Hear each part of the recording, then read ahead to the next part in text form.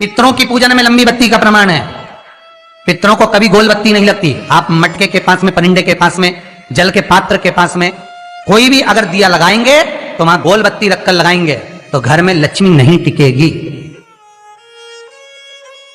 कई लोग कहते हैं कि परिंदे के पास, मटके के पास में, पानी के स्रोत के पास में जहां जल भरते हैं, हंडा रखते हैं, टंकी रखते हैं, वहां पर मटके के पास बत्ती लगाओ, दिया लगाओ, पितर शांत रहेंगे। तो पितरों को शांत करो, मना नहीं है, पर दिया लगाने का नियम है कि पितरों को अगर आप दिया लगा रही हो मटके के पास, परिंदे के पास, या अमावस्या के दिन पितरों के लिए अगर दीप लगा रही हो तो गोल बत्ती अगर लगाओगी तो कार्य कभी सफल नहीं होगा। घर में लक्ष्मी नहीं टिकेगी, संपदा नहीं रहेगी, घर में कोई ना कोई बीमार पड़ा ही रहेगा। धन आएगा जाएगा, टिकेगा नहीं। इसलिए पितरों के लिए अगर दिया लगाना है, पूर्वजों के लिए दिया लगाना है, पितरों के लिए अगर दीप लगाना है तो लंबी बत्ती लगाइए, लंबी बत्ती। महाराज लंबी बत्ती का प्रमाण हमारे यहां शास्त्र का गोल बत्ती का प्रमाण। दिए में जो फूल बत्ती लगती है, गोल बत्ती लगती है, गोल वाली, ये बत्ती हमेशा कोई विष्णु भगवान की पूजन कर रहे हो, शिव जी की पूजन कर रहे हो, कोई अन्य देवता का अगर आप स्मरण कर रहे हो तो गोल बत्ती लगाई जाती है। भगवान के मंदिर में पूजन कर रहे हो तो गोल बत्ती लगाएं। लंबी बत्ती, लंबी वाली जो बत्ती होती है लक्ष्मी की पूजन में, देवी पूजन में, जितनी भी माताओं की आप पूजन करोगे, जितनी भी देवियों का आप स्मरण करोगे, उसमें लंबी बत्ती का प्रमाण। और सुंदर चरित्र कहा, यदि आपके जीवन में बहुत ज्यादा लक्ष्मी से तकलीफ है, कष्ट बहुत ज्यादा है, या संबंध खराब हो रहे हैं बहू और बेटों के, संबंध खराब हो रहे हैं, अदालत में बात चली गई कि लड़की और लड़के का तलाक होने वाला है, बहू अपने घर जाकर बैठ गई, आने को तैयार नहीं है, जमाई अपने घर रह गया, लड़की को लाने को तैयार नहीं है,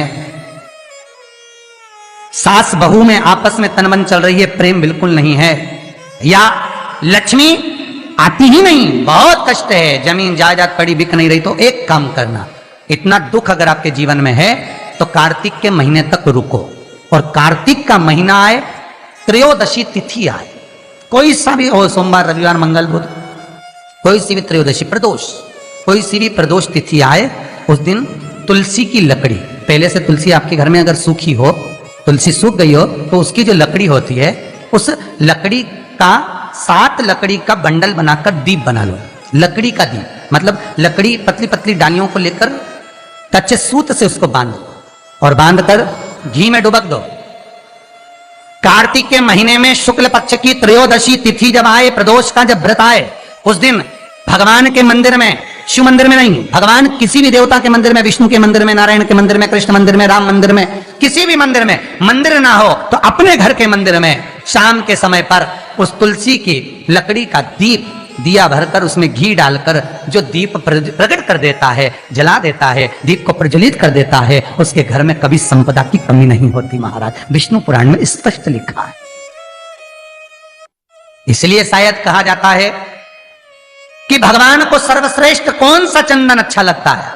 आपको पहले भी कथा में कहा, आगरा की कथा अगर किसी ने सुनी होगी तो उसमें वर्णन किया, भगवान को सर्वश्रेष्ठ चंदन कौन सा, भगवान को सर्वश्रेष्ठ चंदन कौन सा प्रिय है, वो कौन सा चंदन है जो भगवान विष्णु को लगाएं, राम को लगाएं, कृष्ण को लगाएं, वो कौन सा चंदन है जो श्री हरि को लगाया जाए।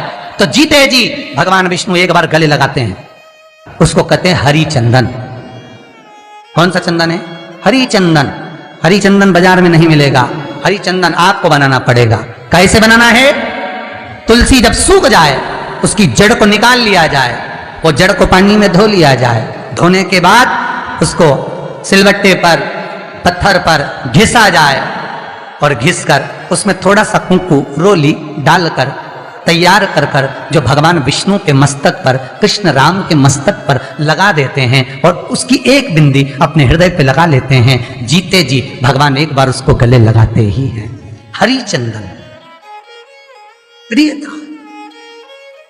जैसे शिव महापुराण में रुद्र चंदन का भाव है, शिव महापुराण में रुद्र चंदन का प्रमाण दिया जाता है। अगर आपने लिंग पुराण पढ़ी हो तो उसका 5वां स्कंद अवश्य पढ़िएगा महाराज, और शिव महापुराण अगर पढ़ रहे हो तो उसका कुमार खंड पढ़िएगा, जिसमें रुद्र चंदन का प्रमाण है। रुद्र चंदन कैसा?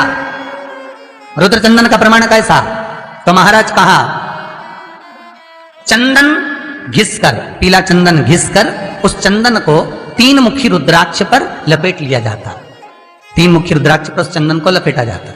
लपेटोगे उसके बाद उसको ऐसा गोल करोगे तो एकदम चिकना हो जाएगा, एकदम चिकना, ठीक है, एकदम चिकना हो जाएगा। और उस चंदन को आप शिवरात्रि के दिन, और कोई से भी महीने की शिवरात्रि, किसी भी महीने की हो, सब फलदायी होती है। अगर आप पंचांग में देखेंगे तो शिवरात्रि लिखी हुई आती है, हर महीने शिवरात्रि पड़ती है। किसी भी महीने की शिवरात्रि पर रुद्र चंदन, अर्थात जो चंदन का आपने 3 मुखी रुद्राक्ष में लेपन करा है, उसका गोला बनाया है, वो चंदन अच्छा मोटा मोटा कर लेना, अच्छा बढ़िया, ऐसा नहीं थोड़ा बहुत ही लगा, पूरा रुद्राक्ष दिखना नहीं चाहिए, पूरा लपेट कर उसको शंकर के शिवलिंग पर ले जाकर रख दीजिए। और फिर धीरे धीरे शंकर भगवान का जलाभिषेक करना प्रारंभ कर दीजिए। वो चंदन पूरा धीरे धीरे शंकर के शिवलिंग पर डलना चाहिए। शंकर के मूल मंत्र श्री शिवाय नमस्तुभ्यं का जाप करिए। ये कहलाता है रुद्र चंदन। इस चंदन के अभिषेक से महाराज जो काम नहीं होता आप कर कर उस कार्य को प्राप्त कर सकते, सिद्ध कर सकते। रुद्र चंदन, हरि चंदन, रुद्र चंदन, ये वो चंदन है जो जीवन का सुख प्रदान करने वाले, हरि तत्व दे शिवा।